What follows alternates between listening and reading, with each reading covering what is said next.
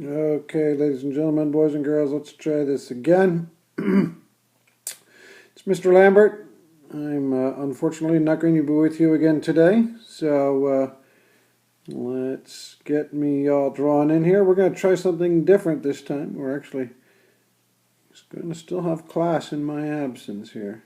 I'm not quite balding that much yet, I hope, so we're going to fill that little hair in there, but well, we're kind of doodling. I think this will become my signature introduction here, something like this. It's kind of fun for me. Anyhow, look at the size of the ear. Oh, okay, so we're very happy to be here. And today we're going to continue on and hopefully do a better job in talking about and let's see if I can spell it properly this time. Louisiana, the Louisiana Purchase. Purchase. Notice how neatly I'm writing too for you folks. Okay, so in order to do that, you need to have some necessary background information.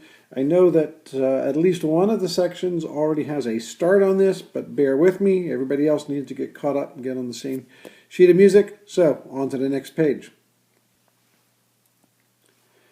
And we're going to start with one of my famous spaghetti noodle maps, I call them. So, get out your green markers or something like that and draw yourself a quick noodle map of the United States. Very lumpy looking Florida there, but that's all right. We're going to throw in some additional details that are really critical. These are the Appalachian Mountains. You remember those from our discussion of the Whiskey Rebellion, and they are actually, for much the same purpose, going to factor into the situation that we're going to be talking about. Of course, again, the Louisiana Purchase. From this particular point, we need to add a couple of other very important things. The main river going up through the middle, of course, the Mississippi River, shooting off this way to the left over towards what we now know today as the Rocky Mountains, is the Missouri River. The one that's going to factor in most importantly early on is this river that goes off toward the right of the Mississippi, to the east, flowing over toward the Appalachian Mountains. That is the Ohio River. And we're going to add in one very important city, at least at this particular point in time. We're going to add in Pittsburgh. We're going to put it right about over here. The important thing is it's on the far side of the mountains and right on the Ohio River. As a matter of fact, it's actually the junction of three rivers, hence the old Three River Stadium. So here's our initial geographic setup.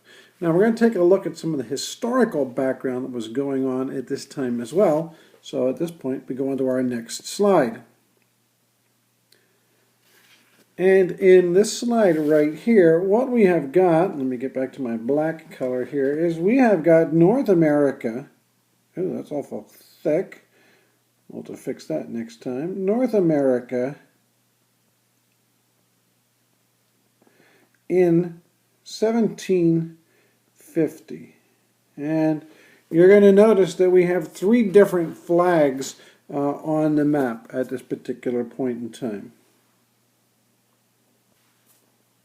Of course, we have right here the English map, and England controls the 13 original colonies in 1750.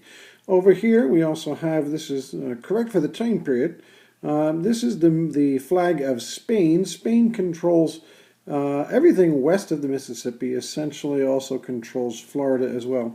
The flag you may not recognize, the flag up here in Canada. In 1750, this is still a French colony, and this is the royal French flag of the time period. And everything is going along swimmingly, but of course we've been talking all along in the past about how Great Britain and France are not getting along, and so they have been fighting for many years in Europe, and finally, in 1754, the war spills over to the United States here, or to the New World, if you will, and we have the beginnings of what we now call the French and Indian War, with this lovely, rather fanciful picture of, anybody recognize that guy there in the blue jacket on the right? That, of course, is our hero, George Washington. famous picture of the defeat of General Braddock. That's General Braddock dying heroically there, but dead nonetheless. Killed early in the war. And so the French and Indian War lasts until 1763, when we have the signing of the Treaty of Paris. And now we have North America in a much nicer font size, but we have North America in 1763. You'll notice that the French flag has disappeared. You'll notice that Spain still controls what it was controlling before, but now you'll notice that England controls everything east of the Mississippi River. And that's the way things are going to continue on until the next little party. The next little party, which happens to take place starting in 1775 and lasting until 1781, last battle. And of course, this is the American Revolution. And you may notice the gentleman standing in the boat happens to be the same guy who was figuring prominently in the other picture as well. 1775 to 1781 is the last major battle, Battle of Yorktown. This ends with the Treaty of Paris, Second Treaty of Paris in 1783, in which case, once again, the map changes. And now, and your map looks like this. Once again, we still have Spain here. Britain is gone from this particular part of the United States. Let me actually throw them back into where they are. I can do that pretty quickly. Britain is now actually up here in Canada still. And we can add a little line for that. We can extend that on down here. There we go. Britain is still up in Canada, and of course the United States now controls essentially everything except Florida, of course. That still belongs to Spain, but we control everything else here.